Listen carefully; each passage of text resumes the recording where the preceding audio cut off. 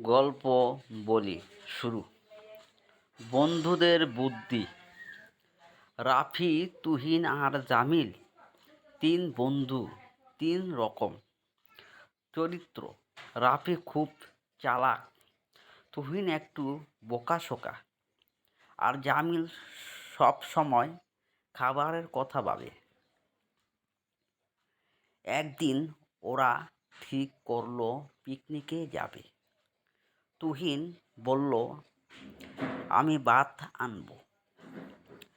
রাফি বলল, আমি মাংস আনবো। জামিল ভাবলো তারপর, আমি ক্ষুধা আনবো। সবাই হাঁ করে তাকিয়ে রইল। রাফি বলল, তুই ক্ষুধা আনবি মানে? জামিল গভীর মুখে উত্তর দিল, মানে তোমরা যাই আনো আমি সব খেয়ে ফেলবো।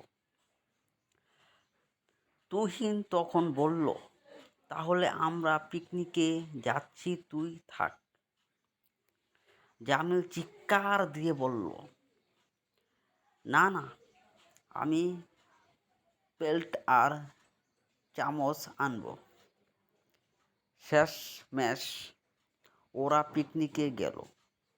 জামিল সত্যি সত্যি প্লেট আর চামচ নিয়ে গেল, কিন্তু খাবার পড়ার আগেই সব শেষ। কেউ আর জানে না খাবার উধাও হলো কেমনে করে। তুহিন এখন ভাবে, রান্না শেষ হওয়ার আগে জামিল খেয়ে ফেললো নাকি। তো বন্ধুরা, এই ভিডিওটা যদি আপনাদের ভালো লাগে গল্পের, তো লাইক, কমেন্ট, শেয়ার, সাবস্ক্রাইব করবেন।